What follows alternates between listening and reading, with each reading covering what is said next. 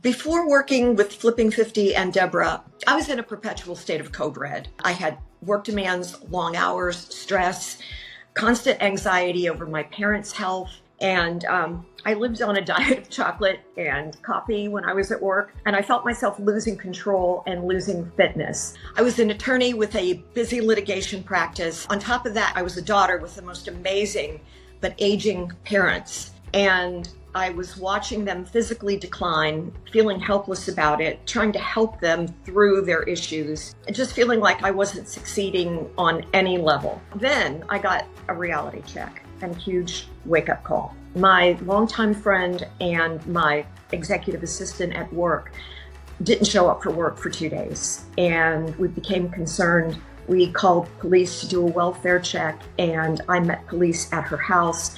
And we found that she had passed away in her sleep. She was 61, she was strong, she was dynamic, she was slim, she was smart, and she was gone.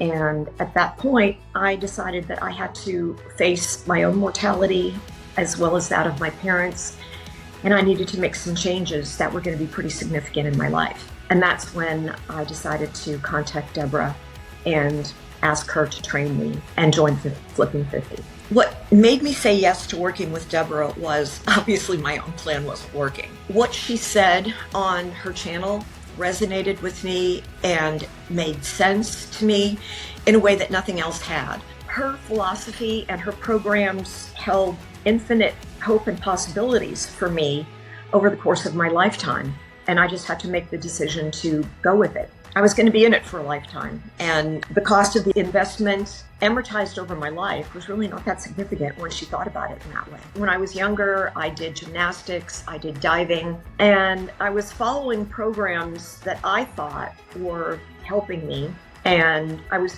probably doing myself more harm than good. I tended to burn out, overtrain, get injured, and not meet my own internal expectations of what I should be doing.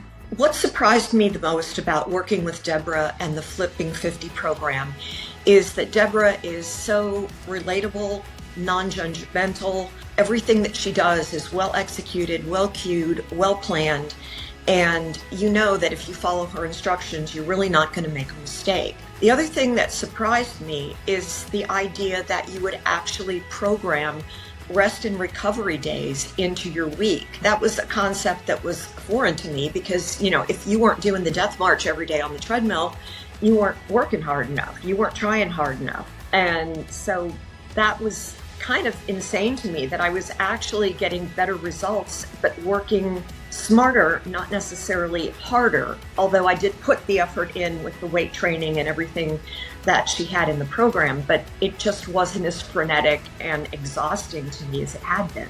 What I'm able to do now that I couldn't do before I started working with Debra is I'm thinking more about what I put into my body. I'm eating more protein to meet my body's needs and build muscle. I am probably fitter than I've ever been in my life, including when I was younger, because I didn't have the full component of exercises. And if I knew then what I know now, it might have been a lot different. What I found is last year, at the age of 66, I hiked the Grand Canyon from rim to river to rim in one day. And it was the hardest thing that I'd ever done physically, but the most emotionally rewarding thing that I've ever done, because I stretched myself beyond my possibilities, and it wouldn't have been possible without Debra and her coaching. If someone's on the fence about working with Debra, I would say it's never too late to improve, and it's never too late to get strong and healthy. We all age, but Debra has taught me that you could age well and age gracefully and successfully if you do the right things. And that's cardiovascular fitness, bone density, muscle strength, maintaining and building muscle strength. It's never too late to do that. My parents were an inspiration to me. They were 97 and 98 when they passed away, 4 months apart. They were devoted to each other. My father did tell me, it's really hard when your mind makes an appointment that your body can't keep. And that kind of stuck in my head. And so the takeaway message is do everything that you can now to make sure that you can keep the appointments that your mind makes both now and in the future. And Debra can help you get there.